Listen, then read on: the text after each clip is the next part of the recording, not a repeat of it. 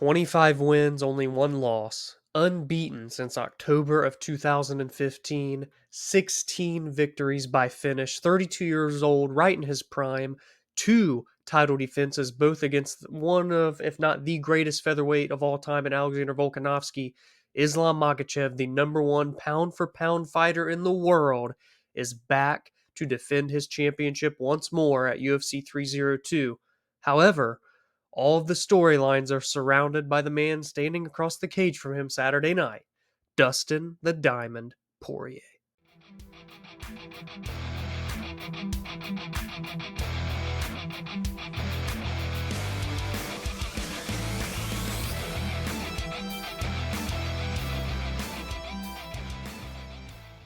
Third time's the charm, is the saying, and Dustin Poirier will get that third opportunity to become the UFC undisputed lightweight champion this Saturday night. He is 0-2 so far, one loss in September of 2019 to Khabib Nurmagomedov, and the second loss to Charles Oliveira in 2021. Will 3 be the lucky number for the Diamond Dustin Poirier? Will he finally reach the top of the mountain and become the best lightweight in the world, become the undisputed world champion? He's been the interim champion before. He's beaten everyone there is to beat, but he has not beaten an undisputed champion when it has mattered the most, and he will have one last chance at UFC 302 in Newark, New Jersey, the Prudential Center, located on Lafayette Street. The man from Lafayette, Louisiana, Dustin Poirier. Wow, the storylines are aplenty for this Saturday night. I'm taking a page out of the book of Ariel Helwani here. In his interview with Dustin Poirier a few weeks back, he mentioned finishing the story. That was a big thing going on in the WWE heading into 2024 that ended at WrestleMania 40. Cody Rhodes beat Roman Reigns to become the WWE Universal Champion. Now, I know a lot of MMA fans aren't WWE fans. I know a lot of WWE fans aren't MMA fans, but the stories are funny how they are coinciding together here. Now, will this be the real life version, the non-scripted version, if you will, of finishing the story? We've seen Dustin climb and fall, climb and fall. He has climbed the mountain once more. Will he reach the peak and stop the unstoppable force that is Islam Makhachev? Two victories over Alexander Volkanovski, including a head kick knockout. Finishes of Charles Oliveira, Bobby Green, Dan Hooker, Thiago Moises. A victory over Arman Tsarukyan way back in 2019. Islam Makhachev has beaten a who's who of names in this division. And while some may say his rise to get to the title may not have been as difficult as some of the other paths have been for other fighters in this division, you can no longer deny just how fantastic a fighter Islam is, once known and still known as the protege, the pupil of Khabib Nurmagomedov, the great lightweight champion that went out 29-0, never lost a fight, 3 title defenses during his championship reign. But Islam is looking to separate himself, and not in a disrespectful way. Khabib, actually, as a matter of fact, is going to be in Islam's corner this Saturday night at UFC 302. But Islam now is starting to etch his own legacy, his name in his own stone, separated from Khabib. And I think that is a fantastic thing for Islam Makhachev to have under his belt. And if he can beat Dustin Poirier, he will do just that and etch his name even further in the history books. He will defend his title for a potential third time, the exact number of times that Khabib Nurmagomedov has done it. Khabib will always have the 0 in the losing column as compared to Islam having the whopping 1 loss in his losing column way back in 2015 to Adriano Martins via knockout. But outside of that one blemish, he has been nearly untouchable in his UFC career, standing at 25-1 as a professional, 14-1 in the UFC, and he's just now in his prime at 32 years of age. He's coming into his own, and I think the case can be made that he is a better version of Khabib Nurmagomedov.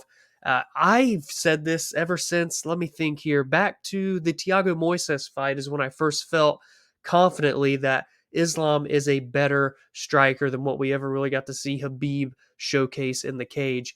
And that was back in March of 2021. We've had 6 fights since then to build upon that opinion, and for Islam to literally show his striking improve over the last 3 years. And when he knocked out Alexander Volkanovski on the feet, I think that really made it obvious he is the better striker. And when you look at their wrestling and look at their grappling, him and Habib, that is, they are very, very similar, but also very different at the same time. Habib would use his top heavy pressure to implement heavy ground and pound strikes, forcing his opponents to sometimes give up and give in to a submission, whereas Islam more so looks for the submissions first, more than anything, before he lays in with the ground and pound strikes. So they both inevitably will get to the result they want, which is a victory and more than likely a finish victory, but they do it in very different ways.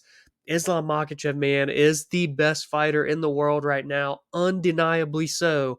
And by beating Dustin Poirier, someone who's been there and done that, this would go a long way for, I think, the overall audience of the sport to really appreciate the greatness that we are witnessing with Islam Makhachev right now. Islam's beaten the guy that is the GOAT at featherweight in Volkanovski twice, which is an amazing feat to have, but he has yet to defend his lightweight title against a lightweight, and he has yet to beat someone with a name like Dustin Poirier. Now, yes, Charles Oliveira is a huge name, a very respectable victory, obviously, but Dustin Poirier is the guy that's main evented the pay-per-views with Conor McGregor twice, beaten Conor McGregor twice, fought for the title 2 times prior, been an interim champion. This will be a huge victory, the biggest yet for Islam in the lightweight division against a lightweight fighter in Dustin Poirier here Saturday night, if he gets the job done and improves to 26-1. The champion Makhachev is a whopping minus 625 favorite, give or take, depending on what sports book and what day you're listening or watching this podcast. Dustin Poirier on the comeback at plus 455. Listen, I realize that Islam Makhachev should be the betting favorite, rightfully so, but that is a very, very wild line to have in any UFC title fight, let alone a title fight in the lightweight division with someone as experienced and as veteran seasoned as Dustin Poirier is. Maybe they see that, well, he already got submitted by someone who's basically Islam Makhachev and Habib, and that's playing a role into this line. And of course, the greatness of Islam Makhachev impacts these betting lines as well.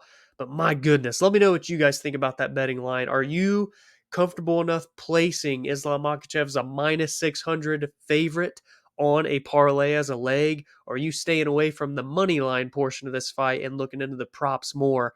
Are you even part of the group that's looking for the Dustin Poirier by submission prop that is hovering around plus 2,000 on most sports books right now? Can I just say that if Dustin Poirier does find a way to shock the world and beat Islam Makhachev, and if he does it with a guillotine submission, that would be one of the greatest title victories of all time in UFC history. Someone who's failed time and time again, even against Habib Nurmagomedov in their title fight in 2019.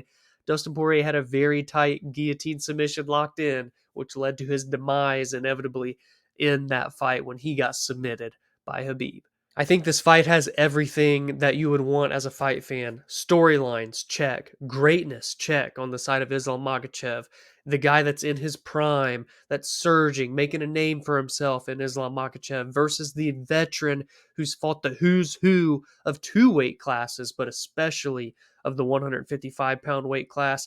It's 2 guys that are looking to cement their legacies, but in 2 different ways. Islam is looking to knock off Poirier and add him to his resume as he continues to build and build and build. Poirier is looking to get one last victory and name added to his resume before he calls it a career. Now, if he wins the title, Dustin, I think he'll want to come back and fight one more time to defend that belt. If he loses, I do think this is the final time that we see Dustin Poirier in the UFC octagon. He's talked about it for years at this point, where he never really knows how many fights are left. He said the fight versus Benoit Saint Denis could be the last one. A couple fights before that, he said it could be the last one. this one I truly do feel, as I knock my microphone into the ceiling, that this will be the final fight of Poirier's career if, and only if, it is a loss. Poirier's been counted out time and time again. He even posted a video about it on the day that I'm recording this. If you want to go check it out, when he was doubted against Max Holloway, doubted against Conor McGregor, doubted against Benoit Saint Denis, he beat Holloway to become interim champion. He beat Conor McGregor twice to etch himself as one of the biggest names in the sport. And he beat and knocked out Benoit Saint Denis just 2 months ago at UFC 299 in March to put away the surging prospect and hold himself strong in the title discussion. And Islam's coming off those back-to-back wins against Volkanovski. Two guys riding highs, but one man can come out with the title wrapped around his waist. Who's it going to be in Newark, New Jersey? So give me your predictions in the comments below for the main event. Will it be and still Islam Makhachev continuing to reign supreme as the best fighter and lightweight in the world?